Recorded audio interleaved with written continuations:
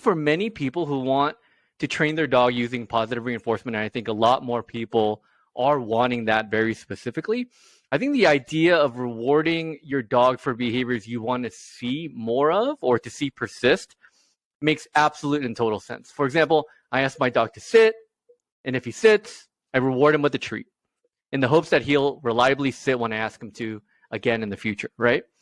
But I think for a lot of people, at least conceptually, I think it's harder for them to understand how to reward your dog for the behaviors you want to see go away, like jumping, biting, and of course, what we're going to be discussing today, barking.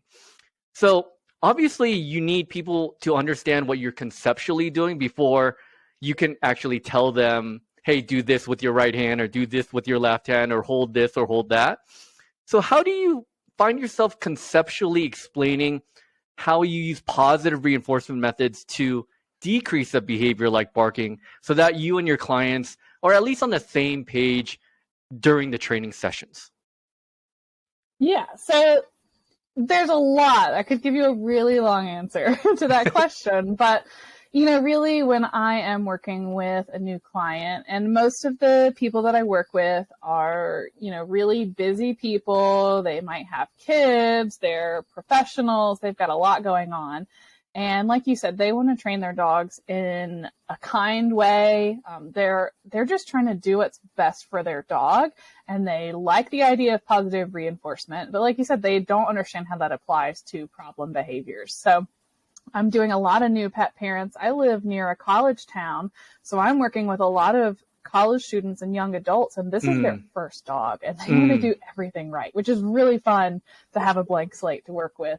So I always start with explaining to them that positive reinforcement isn't just giving our dogs cookies.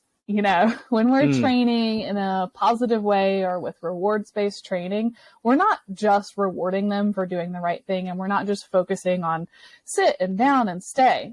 It's really kind of a whole philosophy of working with our dogs. And the first thing that I tell all of my clients, and it's in their packet that they get, it says, start here. And number one is making sure that the dog's needs are met.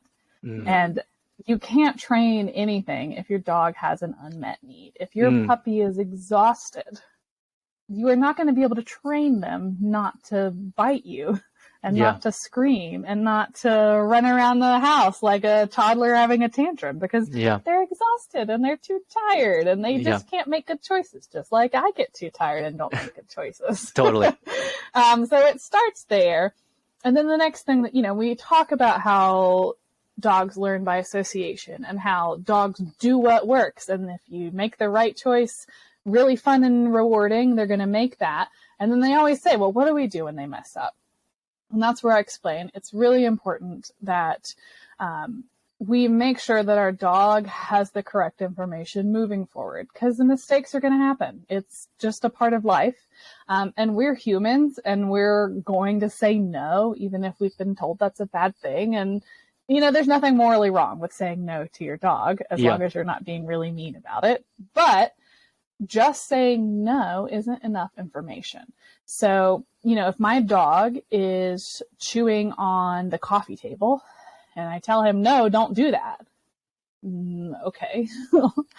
He has no idea what to do next, because no is not a behavior that he can do. That's not a cue, and it's not a command. I didn't give him any information. So he might go and find something else to do, because all I did was make a vacuum, and nature hates a vacuum.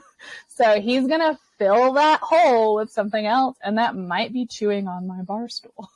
So instead, what I'm going to do is I'm going to stop my dog in a kind and positive way, and then I'm going to redirect him to the appropriate thing. I might say, hey, please don't chew on the coffee table, but here is a treat-filled Kong, or here is your, my dog loves his Gorilla Chew. It's actually a wood chew, because he was pulling sticks out of all of the bushes. So he clearly needed to chew on wood, so I bought him what a dog chew, that's wood, that's designed for that.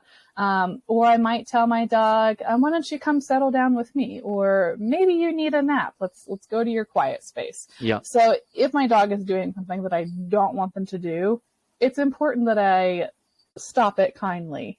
Yeah. And then give them that additional information. And when I'm making the right choice easy and the wrong choice not so easy to do, they're going to keep doing the right thing. And another big part of positive training is, management. It's problem prevention by setting my dog up for success and making sure that they're not in a situation where they can keep practicing the wrong behavior, because practice makes permanent. So I want to help them be successful by, like I said, we want to make the right choice easy, and we want to make what we consider the wrong choice a little bit harder to do.